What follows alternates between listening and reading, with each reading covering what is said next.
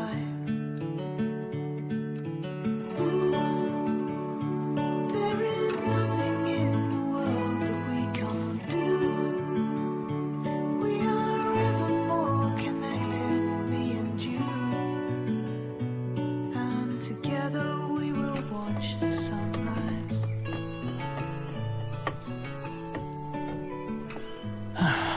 लॉयरफो, चलो चलो ना। Sit still there. It's getting late now. Try and close your eyes. Brighter days will soon be here if we hold on just a little longer. Everything you feel,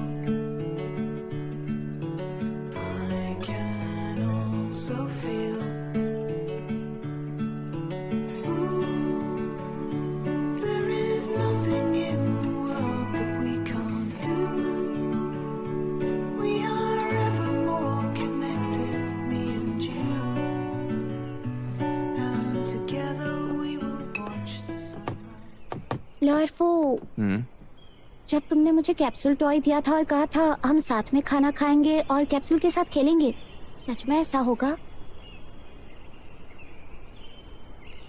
रखता है। दरअसल आज मैंने लीन से तुम्हें बाहर बुलाने के लिए कहा था।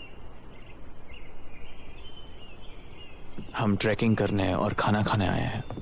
ये बात को सीधा रख सकती थी, घुमा फिराने की जरूरत नहीं थी। इसकी असली वजह बताती हूँ तुम्हें। लॉयरफू, तुम मुझे पसंद हो, मैं तुम्हें चाहती हूँ। तुम ठीक तो हो? मैं मैनेज कर सकता हूँ। शर्माने की जरूरत नहीं है, मैं तुम्हारी मदद कर सकती हूँ।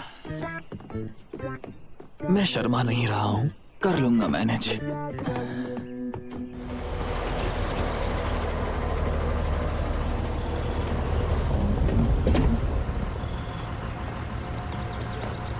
हाय, मैंने तुम्हें मैसेज किया था पर तुमने कोई रिप्लाई नहीं दिया। मुझे लगा तुम अभी मुझसे नाराज हो। तुम आज अचानक स्कूल क्यों आ गई? मेरा मतलब ये नहीं था कि तुम्हें नहीं आना चाहिए। मेरा कहने का मतलब है कि तुम्हें कुछ भी चाहिए तो मैं तुम्हारे पास आ सकता हूँ। मैं तुमसे नाराज नहीं हूँ, मैं तो बस हम दोनों के बारे में सोच रही थी। ऐसी कुछ बातें हैं जो मुझे तुम्हें मिलकर बतानी थी। पहले हमेशा तुम मुझे स्कूल में मिलने आते थे, आज मेरी बारी है तुम्हारे स्कूल आने की। मैं भी देखना चाहती हूँ तुम्हारी डेली लाइफ, तुम्हारा स्टडी एनवायरनमेंट और एक्सपेरिमेंटल फील्ड जहाँ तुम छोटे टमाटर उगाते हो। क्या मैं तुम्हें सब दिखा सकता हूँ? हाँ। आज गर्मी थोड़ी ज्यादा है नहीं? उतनी भी नहीं। इस तरफ। हाँ। आराम से आओ। ये देखो, ये मेरा फील्ड है। क्या यही तुमने टमाटर के पौधे लगाए हैं? सही कहा। क्या हम दूसरी चीजें भी उगा सकते हैं? हाँ बिल्कुल, मैंने इस मिट्टी को उपजाऊ बना दिया। तुम कुछ भी उगा सकती हो।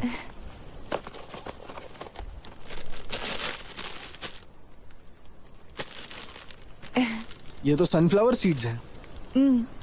मुझे इन्हें तुम्हारे साथ मिलकर लगाने हैं। ठीक है, चलो एक साथ लगाते हैं। हाँ। मैं मिट्टी खोदता हूँ, तुम सीड्स डालना। ठीक है।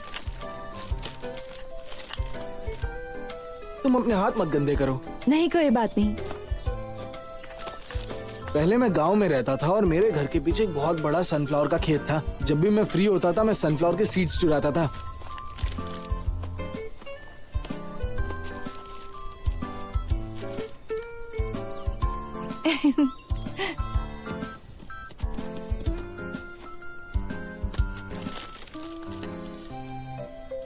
थोड़ी जगह बाकी है। हाँ।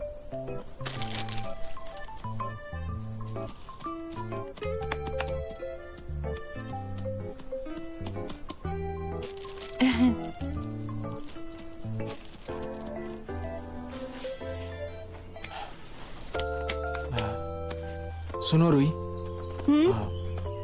रेस्टोरेंट बिल के बारे में मुझे झूठ नहीं बोलना चाहिए था। इन बीज को देखो, ये सभी एक ही तरह के बीज हैं, लेकिन अंकुरित होने का वातावरण अलग है, इसलिए फल भी अलग अलग होते हैं।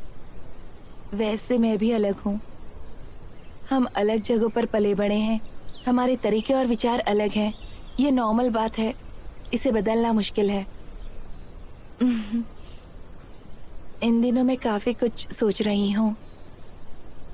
हम खुद को बदल तो नहीं सकते, लेकिन क्या हम इसका हल ढूंढ सकते हैं ताकि तुम भी कंफर्टेबल रह सको और मुझे भी अजीब सा फील ना हो। शायद इसमें काफी समय लग सकता है, लेकिन मैं तुम्हारे साथ हल ढूंढना चाहती हूँ। प्रॉमिस?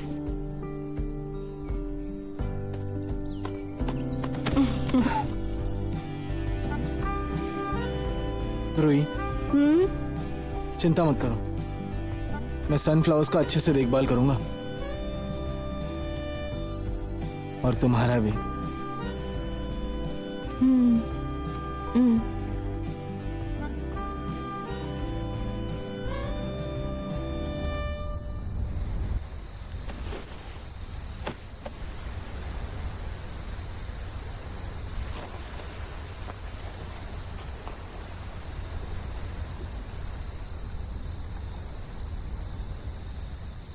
मिस्टर खुआन, रात बहुत हो चुकी है, अब अंदर आ जाओ।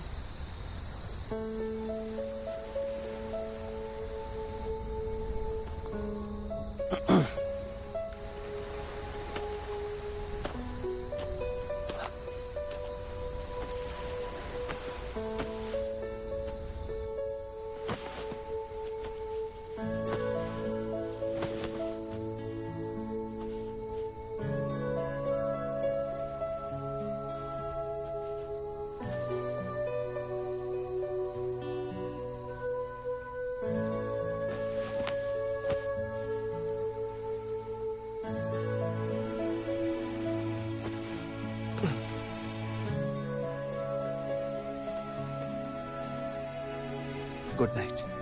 Good night.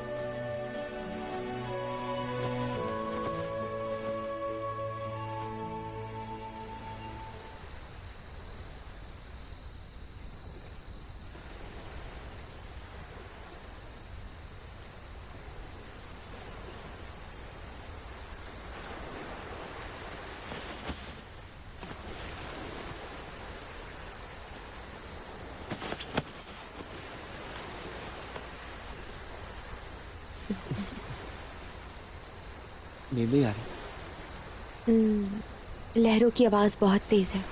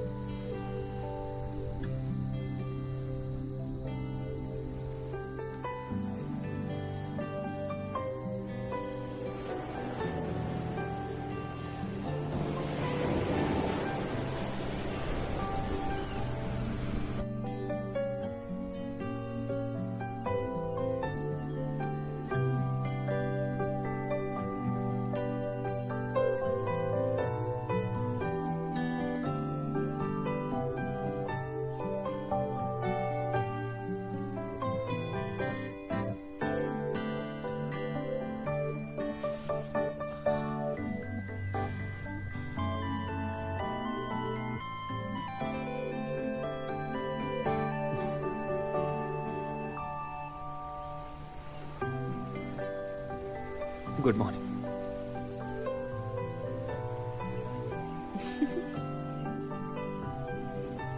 Good morning. तो चलते हैं, सनराइज हो गया है।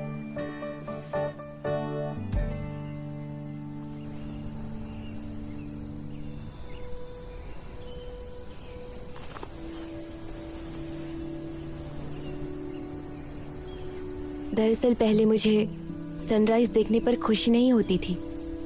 सोचती थी हर सनराइज एक सा होता है, कोई फर्क ही नहीं है।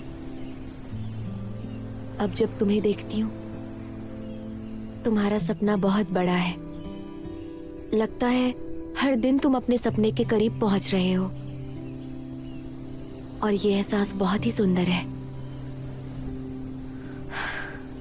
तुम्हें पता है, तुमने जब मॉम से बात की उसके बाद वो काफी खुश लग रही थी। उन्होंने तुम्हें लेकर अपनी राय बदल दी, और मेरे लिए भी। अचानक से उन्होंने मुझे रोकना बंद कर दिया, मुझे अपनी मर्जी से जीने का एक मौका दिया। मुझे इस दिन का बेसब्री से इंतजार था। जब उन्होंने ऐसा किया तब मुझे अंदर से खालीपन महसूस हुआ, क्योंकि नहीं पता मुझे क्या बनना है, मैं कैसी बनना चाहती हूँ। मैंने कभी भी इस बारे में सोचा ही नहीं है।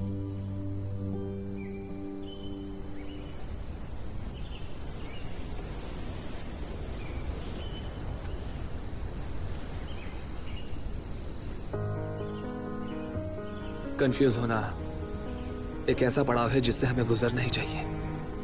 मैं भी हताश रहता हूँ, निराश रहता हूँ,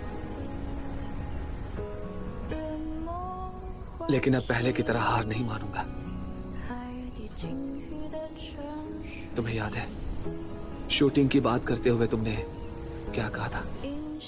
चाहे जो भी हो जाए, तुम्हें जो पसंद है वही करो, जो चाहिए उसके लिए लड़ो, नतीजे की परवाह मत करो, डरो मत और छिपाओ मत। और आज वही बात कहने की मेरी बारी है। डरो मत, मैं हमेशा तुम्हारे साथ रहूंगा। 心在日落过下，是灯火，一起看萤火。谁的记忆卑微，风吹过，你来唤醒我。 इस सनराइज की तरह अंधेरा सिर्फ एक प्रोसेस है, और अंधेरे के बाद उजाला जरूर होगा।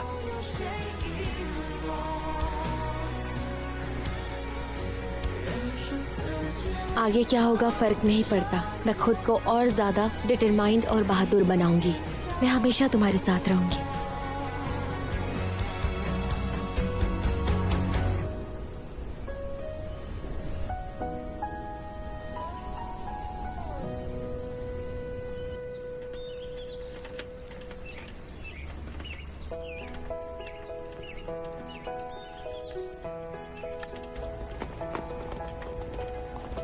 Handmade workshop? मैंने तुम्हारी कंपटीशन देखकर ये सिल्वर बट बनाया है। कई शूटर्स की पिस्तौल पर उनकी पैटर्न्स थी, सिर्फ तुम्हारी पिस्तौल पर कुछ नहीं था। इसीलिए मैंने सिल्वर बट बनाया जिसे तुम्हारी पिस्तौल पर फिक्स कर दिया जाए, जो हर कंपटीशन में तुम्हारा साथ दे।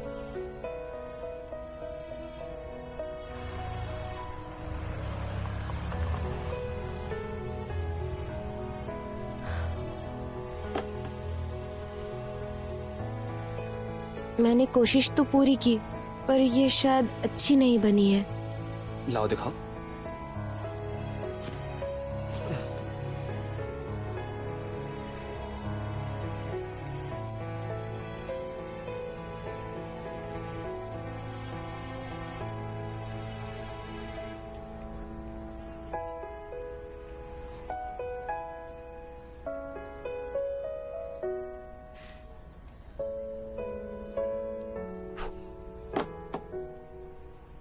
अब देखो।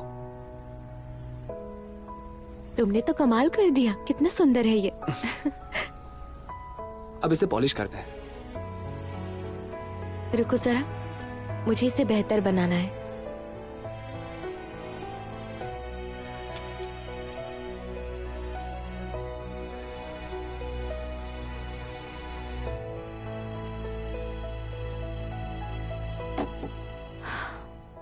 कैसा लग रहा है?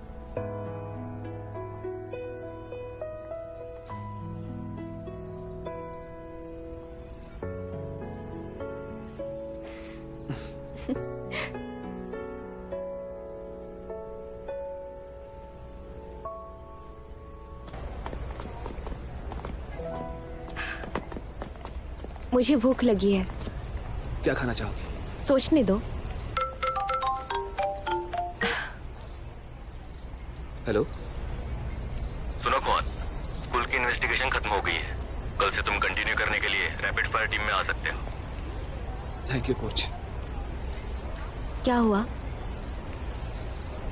मैं ट्रेनिंग के लिए वापस जा रहा हूँ। सच में?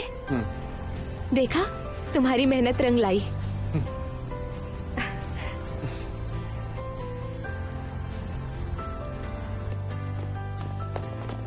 अच्छा अच्छा अच्छा अच्छा। आज सीनियर वापस आ रहा है ट्रेनिंग के लिए। तुम लोग पास पास खड़े रहना, मैं पीछे रहूंगा। जैसे ही वो आएगा मैं इसे फोड़ूंगा और सेलिब्रेट करेंगे। कोई जरूरत नहीं है, वो पहले से यही है। सीनियर इतनी जल्दी क्यों आ गए? सरप्राइज तो देख लेते। कैसा सरप्राइज? खैर कोई बात नहीं, सरप्राइज का इस्तेमाल कहीं ना कहीं तो हुआ। ये सरप्राइज नहीं था पर शॉक था।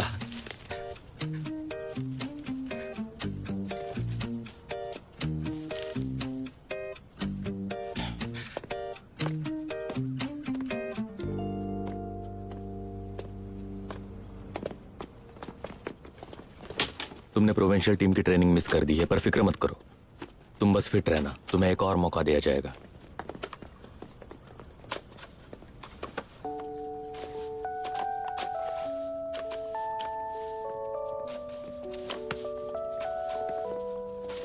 चलो जल्दी करो।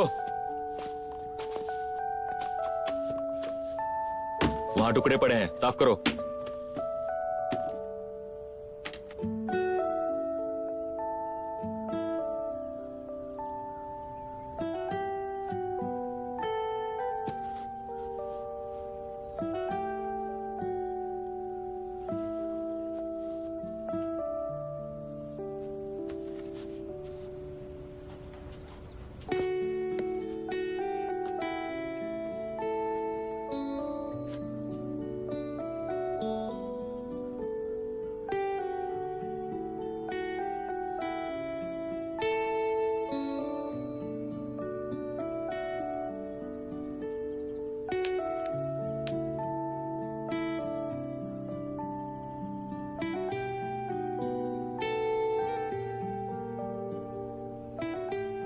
लाइन में खड़े हो जाओ, ट्रेनिंग शुरू होगी।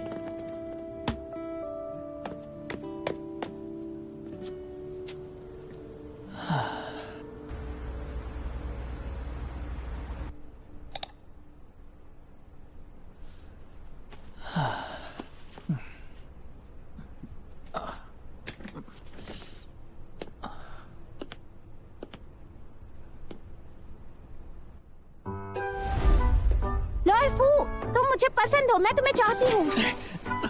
तुम ठीक तो हो?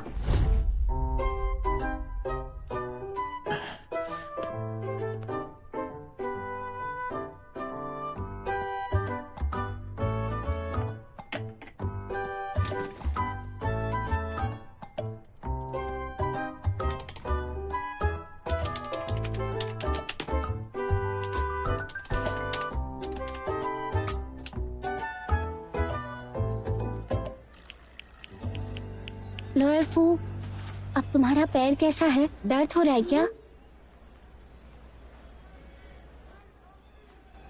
जो बातें मैंने कही थी वो सारी सच थी। उम्मीद है तुम भी मुझसे। हेलो, क्या तुम अभी फ्री हो? मैं तुमसे मिलना चाहता हूँ। हाँ हाँ, मैं फ्री हूँ, बिल्कुल फ्री हूँ। जल्दी मिलते हैं। ठीक है, तो फिर मिलते हैं। किससे मिलने जाना है? लॉयर फू से। क्या बात है, उसने तुम्हें पहले कॉल किया। आखिर प्यार की बात कहाँ तक पहुंची? मैंने उसे अपने दिल की बात बता दी। तूने दिल की बात बता दी? हाँ। मैं मान गई यार। फिर उससे कैसे रिएक्ट किया? उसने हाँ कहा? वो शॉक्ड हो गया, फिर उसके पैर में मोच आ गई। पैर में मोच आ गई, शायद तुम ज्यादा जोश में थी और उसे डरा दिया। सब बहुत जल्दी में हुआ। मैं तुम्हारी हिम्मत की सचमुच दाद देती हूँ। मेरे दिल में जो बात थी वो अचानक जुबान पर आ गई। उसने मुझे मिलने के लिए बुलाया है, शायद यही बात करनी होगी। पता नहीं वो रिजेक्ट करेगा या अपनाएगा।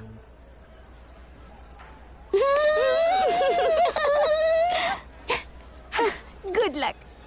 Thank you.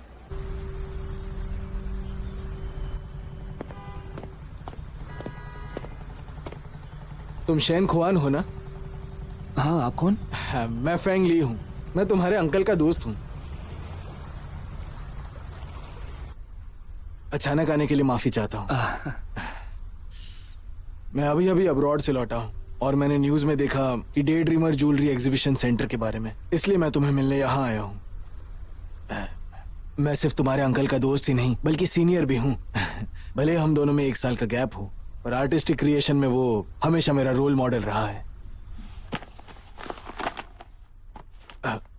इस ब्रेसलेट को देखो, ये तुम्हारे अंकल को डिजाइन स्टार अवार्ड के तौर पर मिला था और उस वक्त वो 2nd ईयर में थे। सबसे कम उम्र के विजेता थे वो, इसलिए स्कूल ने उन्हें इस मैगजीन कवर पर प्रकाशित किया जब और भी फेमस लोगों की इन्फॉर्मेशन आती थी। और सच कहूं तो तुम्हें देखकर बहुत खुश हूं। तुमने उनके लिए एग्जीबिशन रखा है। मेरे विचार तुमसे मिलते हैं। मेरे दोस्त का टैलेंट पूरी दुनिया को दिखाने लायक है। Thank you. अरे थैंक यू किस बात का?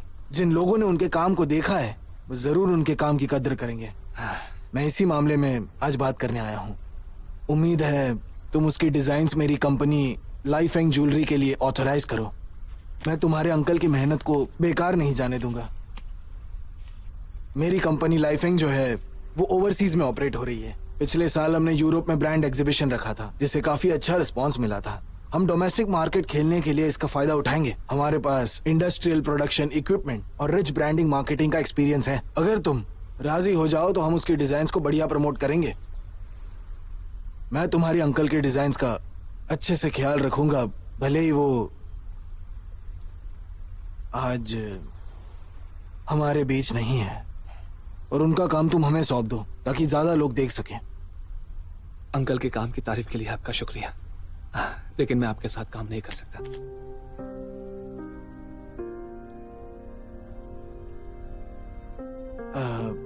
हम सिर्फ सिल्वर ज्वेलरी को सपोर्ट नहीं करेंगे बल्कि तुम्हें उसकी अच्छी खासी कीमत देंगे। ये कीमत की बात नहीं है। आप इस ब्रेसलेट को देखिए। इसकी हर एक डिजाइन बहुत बारीकी से बनाई गई है। इसे देखकर अंदाजा लगता है कि अंकल को यह बनाने में कितना टाइम लगा होगा और कितनी मेहनत लगी होगी। मेरे अंकल का काम काफी यूनिक है और आपकी मशीन उनकी जगह नहीं ले सकती। तुम बहुत सोचते हो। अगर मशीन ऐसा काम नहीं करती तो मैं यहाँ आता ही नहीं। तुम फिक्र मत करो, उनकी डिजाइन्स किसी भी तरह से नहीं बदलूंगा। उन्हें वैसी की वैसी ही रखी जाएगी। मैं अपने अंकल की मेहनत को जाया नहीं होने दूंगा। उनका बस एक ही सिद्धांत था, हैंडमेड क्राफ्टमैनशिप को बढ़ावा देना, और उनके हर एक काम में बहुत यूनिकनेस है।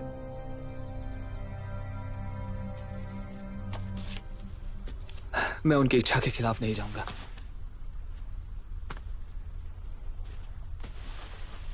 ठीक है, फिर भी मैं उम्मीद करता हूं तुम इसके बारे में दोबारा सोचो।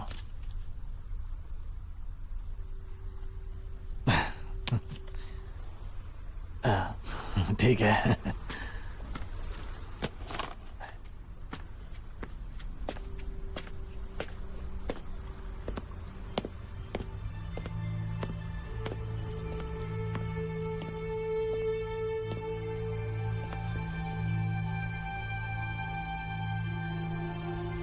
लॉयर हुआंग, उसने साफ मना कर दिया है। अब प्लान बी शुरू करना होगा।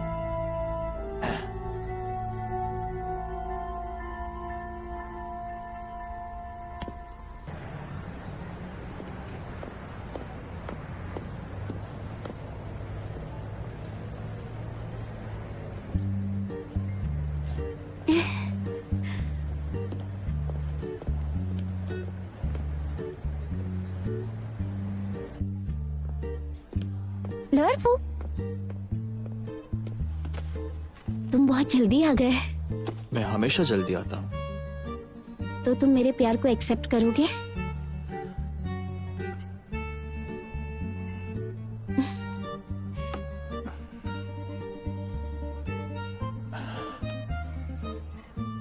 गुशाओ, तुमने जो कन्फेस किया था उसके बेसिस पर मैंने कुछ इन्फॉर्मेशन कलेक्ट की है और कुछ केस स्टडीज कंडक्ट की है।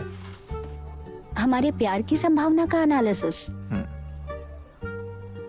सबसे पहला मुद्दा है डिस्ट्रीब्यूशन ऑफ डेली टाइम। तुम इस ग्राफ में देख सकती हो कि तुम्हारा जो फ्री टाइम है वो 11 से 1 बजे के बीच में है और दूसरा 4 से 5 बजे के बीच में और सीधा 8 बजे के बाद। लेकिन इसी वक्त में मैं कोर्ट की मीटिंग्स में बिजी रहता हूँ या तो वर्कलोड ज्यादा होता है, तो हमारा मिलना बहुत मुश्किल है और लिमिटेड भी। हम साथ में रहने के लिए वक्त निकालेंगे, और वैसे भी प्यार अगर सच्चा हो तो ये सब मायने नहीं रखता।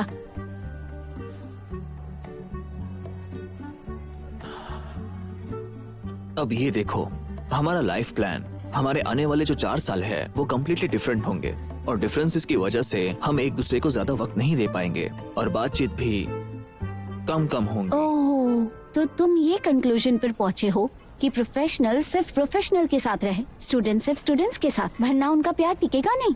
इसका भी डेटा है क्या तुम्हारे पास? हाँ, जरा ये देखो, मैंने इसके बारे में भी केस स्टडी किया है। इसके जो एनालिसिस है वो कहते हैं कि रिलेशनशिप में जो एज डिफरेंस होता है उस पे सक्सेस रेट डिपेंड होता है। सबसे ज्यादा सक्सेस मिलती है उन रिश्तों में जिनका डिफरेंस 3 से 5 साल होता है, और दूसरी बात, जब एज गैप बड़ा होता है तो रिलेशनशिप्स में ज्यादा प्रॉब्लम्स हो सकती है।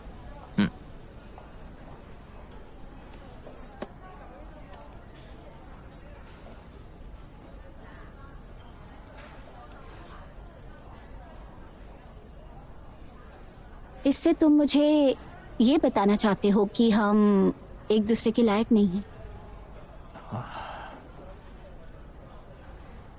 और कोई सबूत है क्या?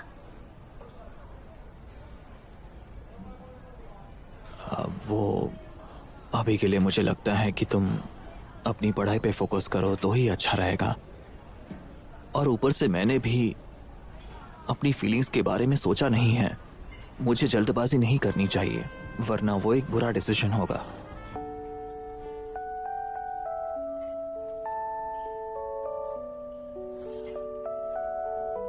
तो फिर तुमने ये पीपीटी क्यों बनाई है? तुम काफी सीरियस हो। क्या तुम्हें और भी कुछ कहना है?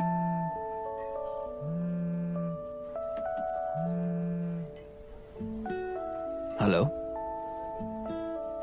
क्या हुआ है? ठीक है, मैं अभी ऑफिस आता हूँ, मैं निकल रहा हूँ।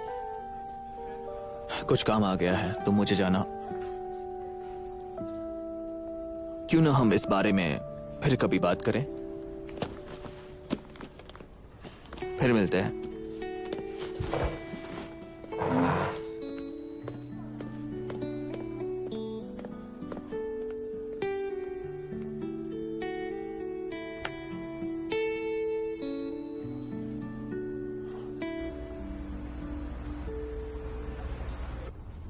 आप दोनों अंदर आइए।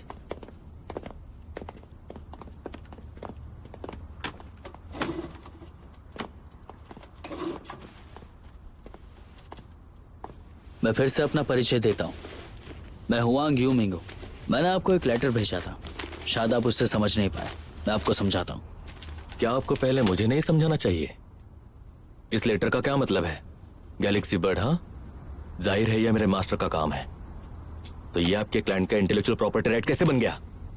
मिस्टर नीशिंग है, थोड़ा सा पेशेंस रखिए, मैं आपको समझाऊंगा। लीजिए, आप दोनों इसे देख लीजिए।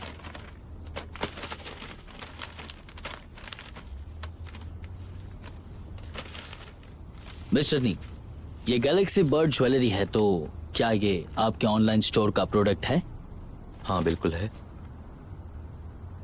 ये गैलेक्सी बर्ड का प्रोडक्ट डिटेल पेज है। प्रोडक्ट के डिजाइनर लुओ किंगे का परिचय देता है, जो कि आपके अंकल हैं। सही कहा ना मैंने? हाँ, सही है। ठीक है, आप प्लीज इस डॉक्यूमेंट्स को भी देख लीजिए।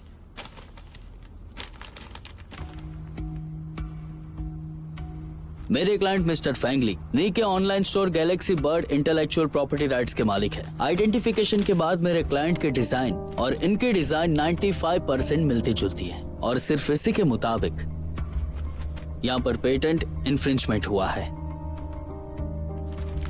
मिस्टर शेन, आप किंग के ज्वेलरी के वारिस हैं, तो आप भी मान लीजिए गैलेक्सी बर्ड के डिजाइन मिस्टर लुओ किंगे ने ही की है।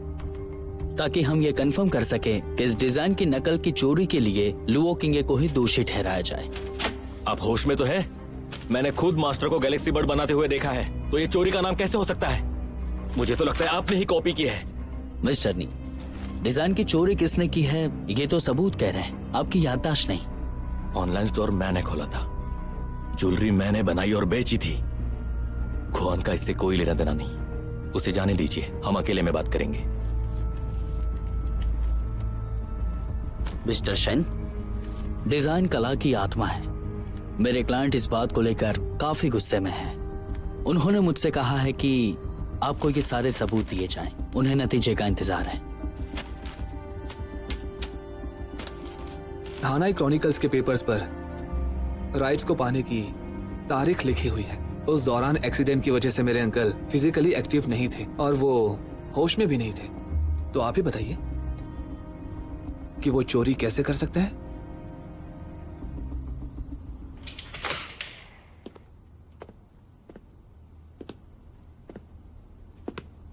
मिस्टर फैंग, हाँ। ये दोनों हाँ हाँ मुझे पता है, मैं बात करता हूँ। हाँ। बैठ जाओ, मैं समझाता हूँ। हाँ, तुम्हारे अंकल के एक्सीडेंट से पहले मैं उनसे मिलने के लिए किंगे ज्वेलरी गया था। उस दिन मेरे पास डिजाइन पोर्टफोलियो था, मैंने थोड़ी पी भी रखी थी। किंगे से मिलना मेरा एक सपना था, पर वो तो चला गया और इसके आगे मुझे अब और कुछ नहीं कहना। आपको कुछ नहीं कहना? क्या इतनी बात काफी है?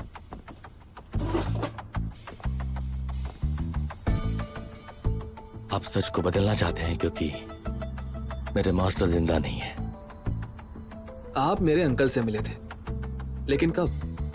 19 अप्रैल को, और तभी मैंने उन्हें आखिरी बार देखा था। तुम्हें पता है मुझे क्या चाहिए। मेरी जीत तो तय है, लेकिन अब तुम ना सिर्फ दूसरों को नीचा दिखा रहे हो, पर तुम अपने अंकल की रेपुटेशन को मिट्टी में मिला रहे हो।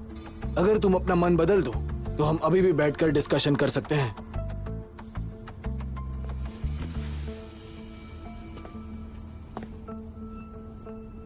मैं आपके साथ काम नहीं करूंगा। आप जैसा नीच इंसान मेरे अंकल के काम को बर्बाद कर देगा। गुस्से में आकर काम मत बिगाड़ो। लॉयर ने अभी तुम्हें सबूत दिखाया है। मैं पब्लिक की राय को मैनिपुलेट भी कर सकता हूं और ये तुम जानते हो। अब मैं कोर्ट में ना जाकर भी तुम्हारे अंकल की रेपुटेशन बर्बाद करूंगा।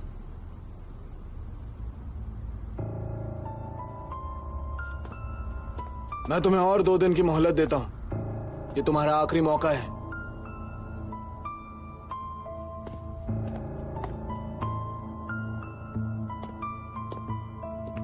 मिस्टर फैंग, मुझे नहीं लगता कि दोनों आसानी से मानेंगे। हम किसी को उन पर दबाव डालने के लिए उकसाए तो? उकसा दो। ठीक है।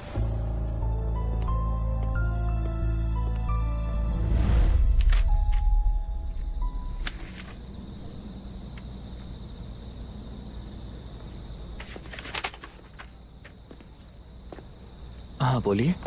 कैसे हो? इतने सालों बाद तुमने मुझे पहचाना नहीं?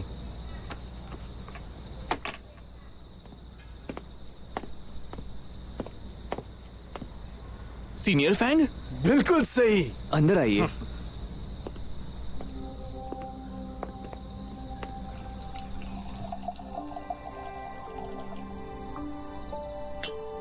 क्या बात है, तुम तो बिल्कुल भी नहीं बदले। हाँ? ये लो, थोड़ी C P low. Senior Fang, मैं पी नहीं सकता हूँ, मुझे बहुत ज्यादा हो जाती है।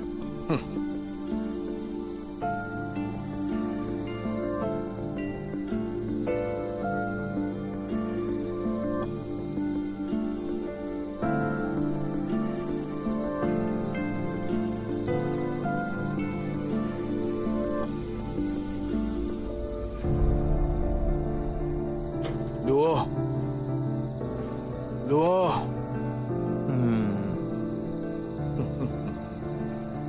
तुम्हें तो सच में चढ़ गई है। अरे सुनो, चलो उठो, अंदर चलो। बैठे रहो बैठे रहो। बैठे रहो, बैठो।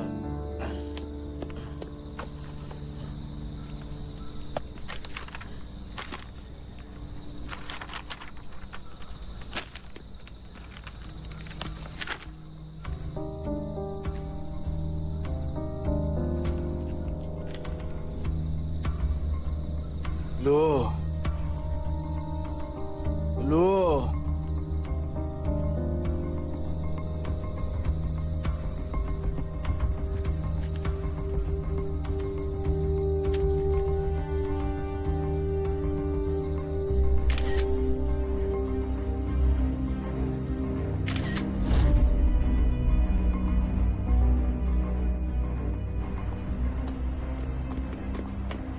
शैनख्वान, मुझे सब सच बताओ।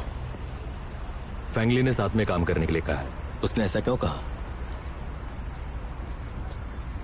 वो मशीन से अंकल की डिजाइन बनाना चाहते हैं, इसलिए ऑथराइजेशन के लिए वो मुझसे मिलने आए थे, लेकिन मैंने मना कर दिया। इसलिए कन्विंस करने के लिए आज हमें लालच दे रहे हैं। तुम्हारा मतलब है मेरी ऑनलाइन शॉप गैलेक्सी बर्ड ने उन्हें यह मौका दिया है?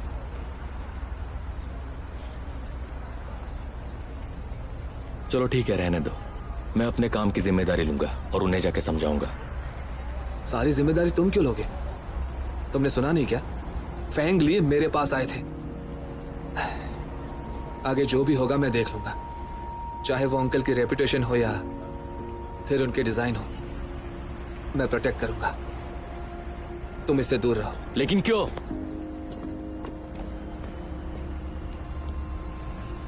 आखिर मेरी गलतियों की सजा तुम क्यों भुगतना चाहते हो? अब भी सब पहले जैसा ही है। अब भी मुझे हक नहीं है कि मैं जिम्मेदारी लूं। सब कुछ तुम्हारा है, सब कुछ तुम्हारा ही है। नीशिंगे, लगता है तुम अंकल को समझ ही नहीं पाए। अगर आज वो जिंदा होते और तुम्हारा ये रवैया देखते तो बहुत निराश हो जाते।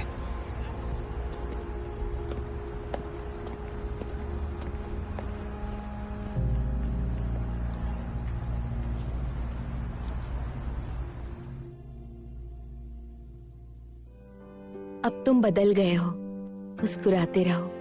भीड़ में घुल मिल गए हो, तुम अकेले नहीं हो। मैंने देखा है तुम भीड़ में अकेले खड़े हो, हर किसी के लिए रोशनी की तरह। इसीलिए मैं अंधेरे से और बुरे लोगों से हमेशा तुम्हें दूर रखूंगी। मैं तुम्हारी रक्षा करूंगी।